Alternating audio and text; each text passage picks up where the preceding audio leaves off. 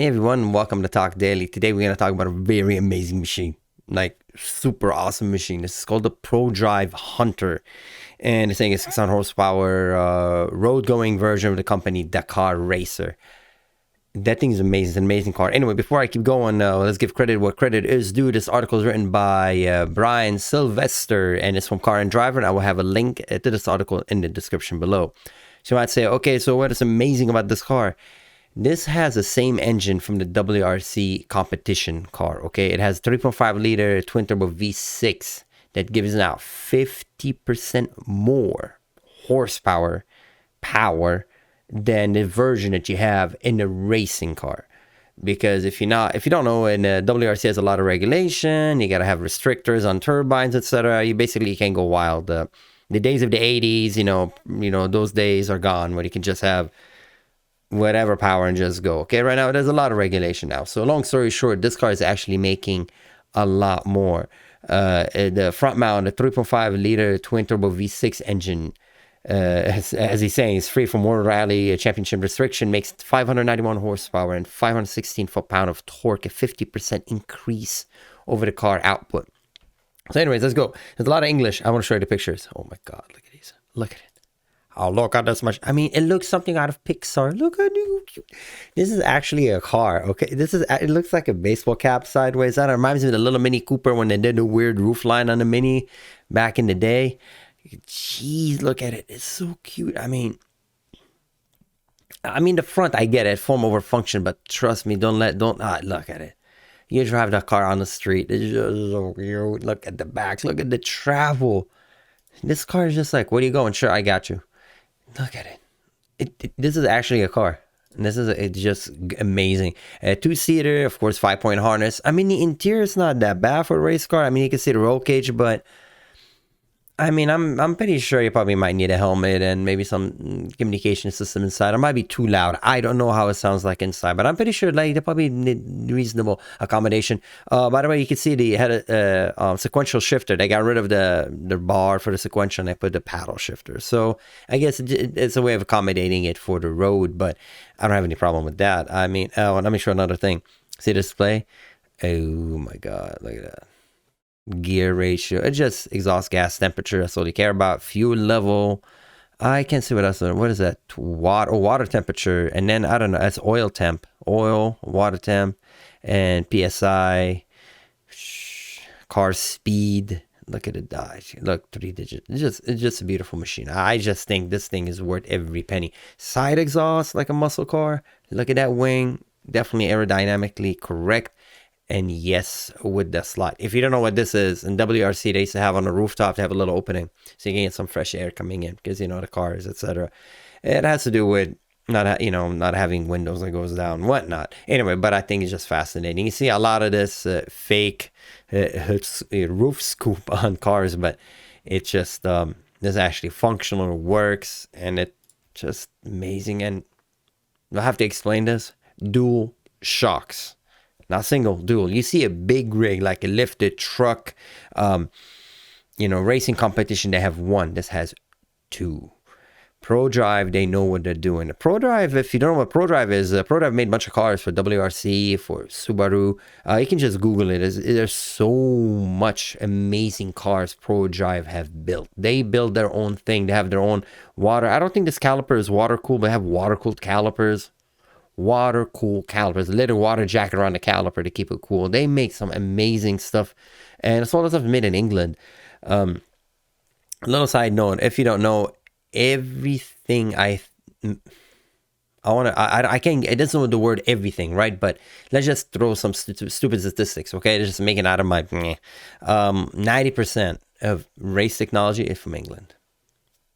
They could Formula One teams, England, carbon fiber drive shafting, England. I don't know why England have they are the brain when it comes down to designing and manufacturing cars. They're amazing there. Everything, McLaren, even Mercedes, all their design. I thought it was Germany. Everything is England. Everything is England. Go to Formula One. A lot of stuff comes from England. I'm not saying Germany and France and all the other countries are not doing their thing. I'm just saying a lot comes from England. A lot.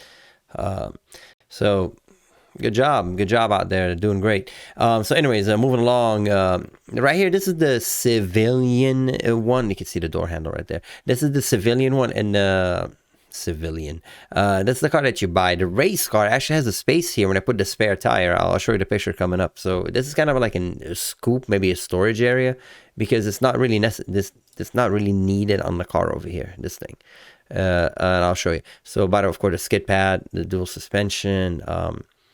You can see all the joints. All the joints are nothing. They don't have that rubber stupid joint. Everything is spherical bowl joint, which is it gives you an instant response. It gives you again instant response and a direct feel when you're driving, because there's no rubber being compressed. There's no like delay until the rubber joint compresses and then deflects, and then you get your output. We have that on our car. If you go to your car, nobody has ball bearing. No manufacturer does that. I have some of these components on my race car, but because race car, but they eventually fail because, well, they don't catastrophically fail, but a lot of dirt and debris get in the ball joint and wear out. But anyways, in this car, you don't have to worry about that, because I'm pretty sure you have a team of support that will take care for you, and that happens after miles and miles and kilometers of driving, so don't worry about it. But anyways, it's good to see that this car is really ready to go out of the box. It's of course ready to go. And here's an example of it flying in the desert. Oh, by the way, this is going to be sold currently. They're touring it in the Middle East. That's the thing they're doing right now, because saying that's the market for it. They have the land and the topography for you to go out there, and probably the restrictions are much less, right? So you can go out there and have fun. But I mean, we all know that North America, Latin America has a lot of land like this. North Africa has a lot, and Africa. So even in Europe, I can imagine why not you can drive this car in some spot of land that's you can go off-roading in it. So anyways, I don't think it should be specific to the Middle East, and just my opinion. Let me know what you think. But anyway, it's on the tool right now, and it's they have a couple of examples showing. The picture that I showed you is already sold out, so that one is already gone. And here's what I was telling you about. To see how the spare tire is and that little opening, because mechanically that side of that engine, it looks like a spare because I can see right through it. So the engine is just sitting right in the back. I mean, look at it. It's just a beautiful car. Look, it's so much fun. I love these cars. 1.6 million. It's fine. The Prodrive they're not making this forever, right? They have a little hiatus. They're making a couple of them. So, I don't know how many they're making. They're not making it clear how many they're making, but it's saying get yours ASAP because it's going to be gone. And I say it's worth it. If you're considering getting a hypercar, or getting a car that's like a lifted car like this, I say get the dirt car. And the reason is very simple. I don't know if you remember this. If you were a little kid and you had an RC car, and then the other kid had an RC car that's kind of lifted, and both of you trying to play, the guy who has a lifted RC car can have a lot more fun because you can drive it everywhere, go and have fun and jump and land and be fine. The RC car is low to the ground, you're stuck on smooth surface, and you go off the road and hit the curb, the car is destroyed. And that's the same thing goes with these cars. If you tell me the option between a 1.6, I don't know, Bugatti, whatever, and Zonda or this, I'll take that. You know why? Because the Hunter, because this machine will go anywhere, and I can take it to its limit in the desert and have a lot of fun. I mean, I don't think I take a limit. I'll just say take 70% of its capacity, and you'll drive on the sand and jump and have a lot of fun in this car. And the Bugatti, what are you going to do? Go on your local freeway and get arrested? What are you going to do? Go pose in that car? Stand next to it and say, yeah. Again, I understand why you have it. It's an amazing machine. I'm not talking bad about these cars, hypercars, Bugatti, and all these fast cars. But for driving, you really take to the track. And I've seen this. I've seen this firsthand. This is crazy. I remember, I think it was Streets of Willow, and it was a Zonda. And I don't remember when the crash happened. I mean, we're on the side. We know where the track is going. People are going. It's a track a day event. And I was busy talking to my friends. Not really, sometimes you look. But anyway, we hear it. You heard it. Like, people, they crashed. You look. It wasn't a major. The guy, get out of it, whatnot. He was okay.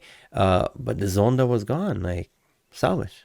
It's carbon fiber everywhere. Shattered. Went off the road and crashed. And I understand it was okay, and that's what it's used for, right? But in a way, I feel like that's the thing you have to worry about, right? When you have those $1.6 million car, they're so fast on the road. You gotta be really an excellent driver to keep it in check and go out there and drive. And it feels like more of a mission than this. This feels more of a drive the car, turn off the road as long as you have gas, and just go have fun. Of course, you need a supporting crew. I don't know, a tent and an RV, whatnot. But anyways, you could.